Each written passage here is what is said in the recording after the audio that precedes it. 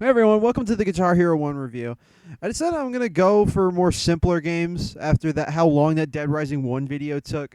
I seriously did not mean for that to take 2 months. I really wanted that to come out by Halloween or at least in November, but it took me till the start of December to actually get that finished.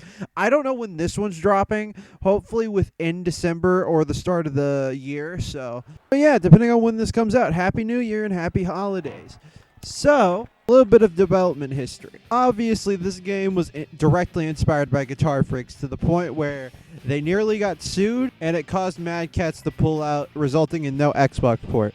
So, this is a PlayStation 2 exclusive, unlike the other games. Every other game has been released on an Xbox console. And Red Octane actually came up with the idea first, especially, just directly basing it off Guitar Freaks, trying to get something like it into the North American market. Some companies they approached were like, what do you mean? Who's going to buy a guitar controller?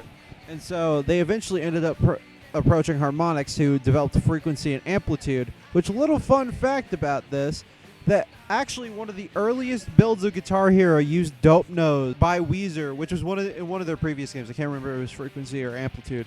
But they used that song as one of the first prototype songs, which I find funny. Now that I think about it, Guitar Hero 1, I'm pretty sure, along with 2, is the one we know the least about its development, or at least have seen the least about its development. The only thing we really have for Guitar Hero 1 is a bit of footage from the prototypes, which one actually reveals that if you played this game, Spanish Castle Magic actually has no vocals. But one of the prototype videos actually shows a version with vocals, because apparently the Hendrix estate asked them to not imitate his voice.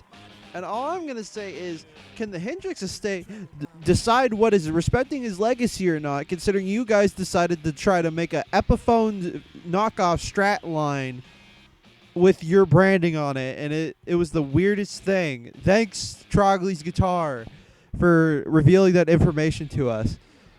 Not only that, well, actually, that's relevant because Gibson's the sponsor in this game. But I'll get to that when we start talking about the gameplay and everything. But, it had different gym options. Everything else looked the same, really. Like, the characters were all finished. The venues were all finished. I don't even think there were alternate venues for this game because even in, the unlockables, they don't ever bring anything up.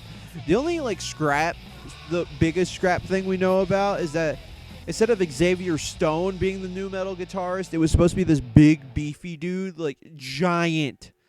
But they couldn't get him to work properly, which is a shame. I wish that guy could have actually, been in-game. Granted, he would take up 90% of the stage with how they made him. But with that, let's actually get to looking at the game. Obviously, this game has a very rock and roll aesthetic. I love the artwork of these games, especially earlier on, because they had a way more unique collage-esque style with how they did everything. Everything was a poster, a wall with stickers and all that. I found it very cool. Though, oddly enough, the venue selection in this game is the first game didn't even do the poster thing that 2 and 3 did.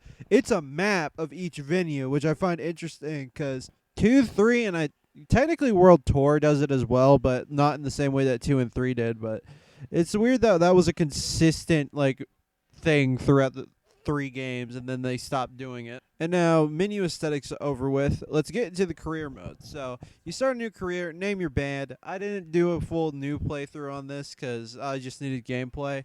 Because all it really is playing songs, getting money, and buying things. It's well, actually, this game doesn't have costumes. It only has unlockable characters and guitars with finishes. Which, also, this is the only game to not have drummer amp sponsors. The only sponsorship in this game is Gibson Guitars, which is pretty funny to me because everything else is a knockoff brand. I think Ernie Ball was in this one as well, but I could be wrong. Obviously, basic gameplay, you have your unique guitar controller, which is of this game and 2, it's a Gibson SG for the PS2. A very comfortable controller to use. Not the best one in my opinion. My favorite's the Explorer. But damn it, they didn't knock it out of the park with this one for a first attempt at making a Guitar Hero controller. And obviously, basic gameplay, the 5 frets, strum bar, whammy bar, lift your guitar up to activate star power. which and obviously with the difficulties you start using more frets. Like easy is just the 3 frets, medium's the 4 frets, hard sometimes shifts up into the orange, and then expert obviously all frets are used in more complex patterns. You know, that would sound easy as fuck to play, but thanks to first game jank, you have a horrible hit engine. Mostly with the hammer-ons, because the way harmonics program the hammer-ons and pull-offs in this game is that you actually have to hold the previous fret to hit it, which makes these almost impossible to play. And if you see anybody playing Guitar Hero 1 seriously, they strum all hammer-ons if they need to.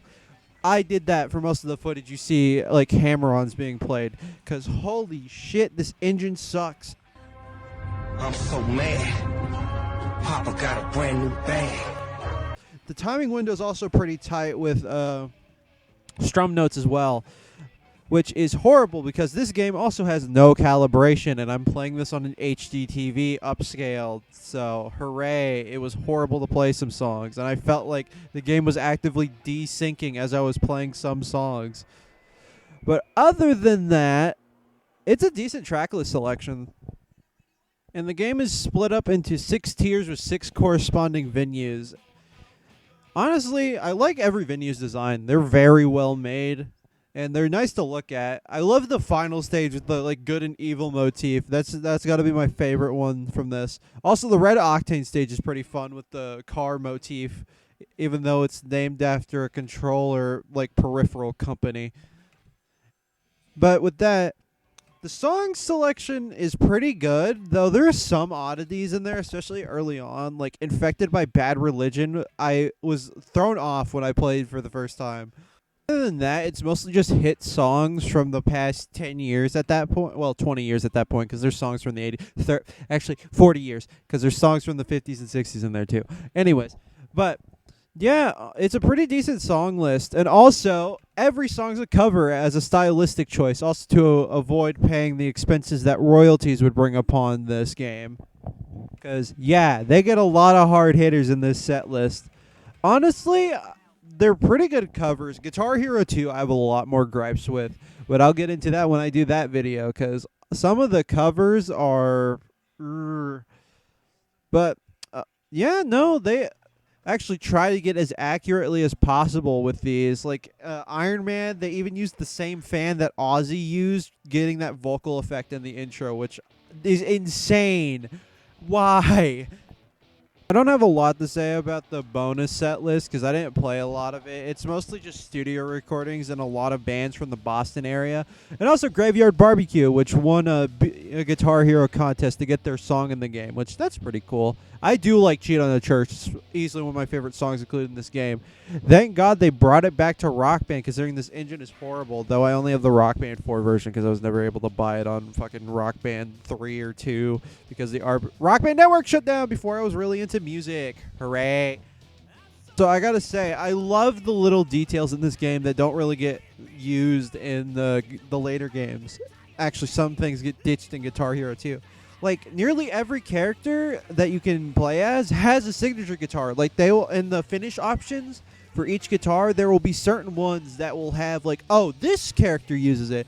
Like Johnny Napalm, Judy Nails, Clive Winston. Those are the ones I can remember off the top of my head have specific signatures. I think Izzy Sparks also has one in this game. But I feel like that was something lost with the later Guitar Heroes because no one actually had like a signature guitar. Sure, in like World Tour onward, they had custom instruments, but like even in the sponsor games, they weren't really signatures. They were just more so guitars that actually existed. Because I love like Johnny Napalm's Les Paul Jr. double cut. That's a personal like guitar favor of mine. I love Les Paul Jr. double cuts. So I use that with him a lot. Also, the character designs are pretty fun. I do love the animations, too. They get really wacky with it. A lot of the star power animations will be them, like, throwing their guitars around or, like, ringing the guitar, like, swinging the guitar around their necks and shit. It's awesome. This game also does something I love from early 2000s games. Is that in the shop, While you can't buy guitars, characters, and everything else, you can also buy videos, which there's 3 videos in this one for the venues, characters, and the wave group songs.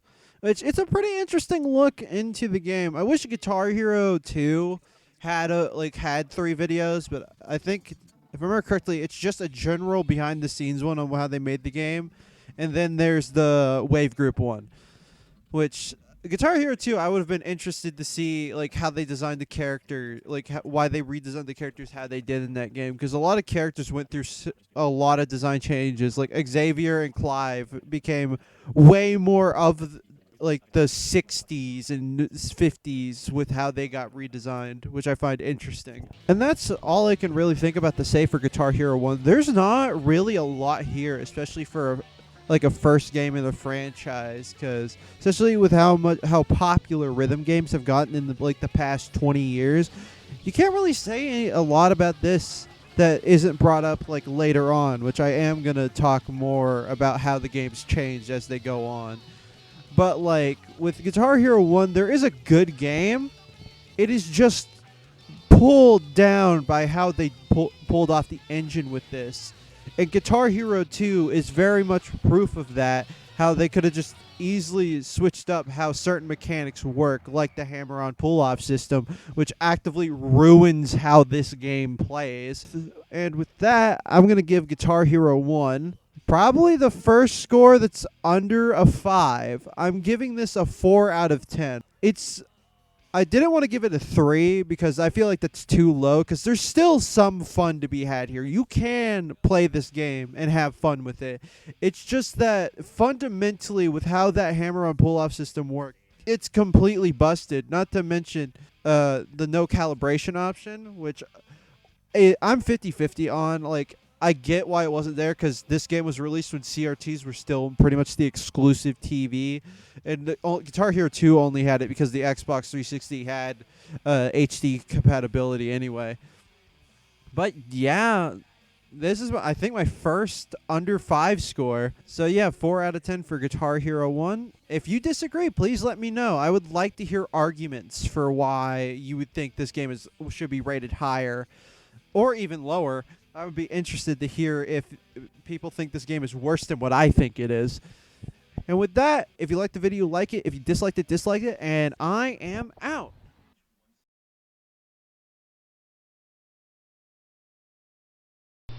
Granite Man.